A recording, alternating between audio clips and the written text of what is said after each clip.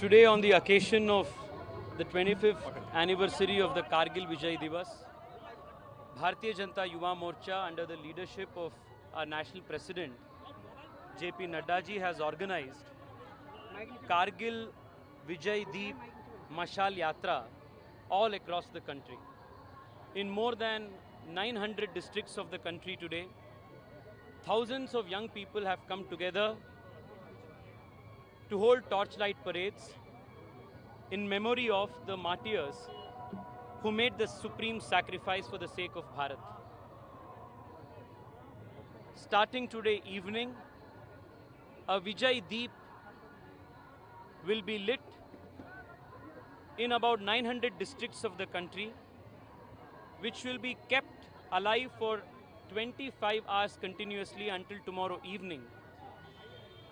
And in all of these districts, we will be inviting young people in colleges, in schools, to come in big numbers and offer their pranams, offer their salutations to the martyrs of the Kargil war.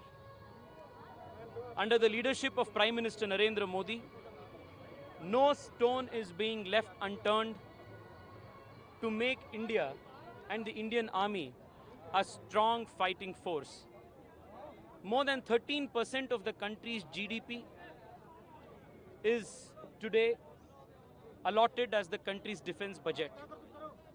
Gone are the days of the UPA where the Indian Army was neglected, our border infrastructure was neglected, and Army was politicized in every aspect. Under the leadership of the Prime Minister over the last decade, the Indian Army has truly become Atmanirbhar. It is one of the strongest fighting forces in the world. Our border infrastructure, our defense infrastructure is strengthened. India today is not only exporting war machinery, it is also a hub for manufacturing of fighter pilots, fighter planes, and combat helicopters.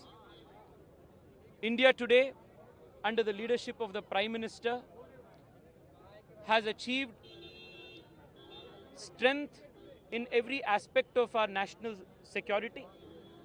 And in the coming years, the Indian Army will be further strengthened. On behalf of the Bharatiya Janata Yuva Morcha, we resolve to do everything in our capacity as civilians and as responsible political party activists to strengthen the morale of our army, to strengthen the moral fiber of the fighting forces, and give support to the government in all its endeavors to strengthen the national security of the country.